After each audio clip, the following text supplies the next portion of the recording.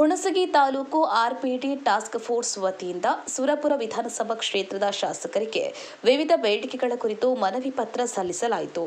ಶಾಸಕರ ಅನುದಾನದಲ್ಲಿ ಶೇಕಡಾ 10% ಅನುದಾನವನ್ನು ವಿಕಲಚೇತನರ ಪುನರ್ವಸತಿಗಾಗಿ ಮೀಸಲಿಡಲಾಗಿತ್ತು.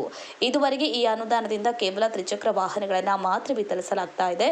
ಇದರಿಂದ ವಿಕಲಚೇತನರಿಗೆ ಯಾವುದೇ ಪ್ರಯೋಜನವಾಗ್ತಾ ಇಲ್ಲ. ಆದ್ದರಿಂದ ವಿಕಲಚೇತನರ ಅಗತ್ಯಕ್ಕೆ ಅನುಗುಣವಾಗಿ ವಿವಿಧ ಸಾಧನ ಸಲಕರಣೆಗಳನ್ನು ಒದಗಿಸುವಂತೆ ಮನವಿ ಮಾಡಲಾಯಿತು.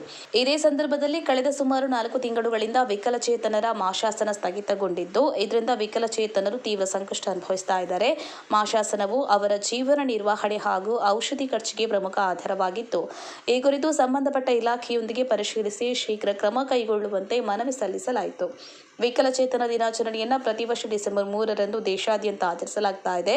ಸರ್ಕಾರದ ಆದೇಶದಂತೆ ವಿವಿಧ ಜಯಂತಿಗಳು ಮತ್ತು ದಿನಾಚರಣೆಗಳನ್ನು ಆಚರಿಸಲಾಗ್ತಾ ಇರುವುದರಿಂದ ಹುಣಸಗಿ ತಾಲೂಕಿನಲ್ಲಿ ಕೂಡ ವಿಕಲಚೇತನರ ದಿನಾಚರಣೆಯನ್ನು ಸಂಬಂಧಪಟ್ಟ ಇಲಾಖೆಗಳಾದ ತಹಶೀಲ್ದಾರ್ ಕಚೇರಿ, ಪಟ್ಟಣ ಪಂಚಾಯತ್ ಹಾಗೂ ತಾಲೂಕು ಪಂಚಾಯತ್ ವತಿಯಿಂದ ಪ್ರತಿ ವರ್ಷ ಆಚರಿಸುವಂತೆ ಸಂಬಂಧಪಟ್ಟ ಅಧಿಕಾರಿಗಳಿಗೆ ಸೂಚನೆ ನೀಡಬೇಕು ಎಂದು ಕೋರಲಾಯಿತು.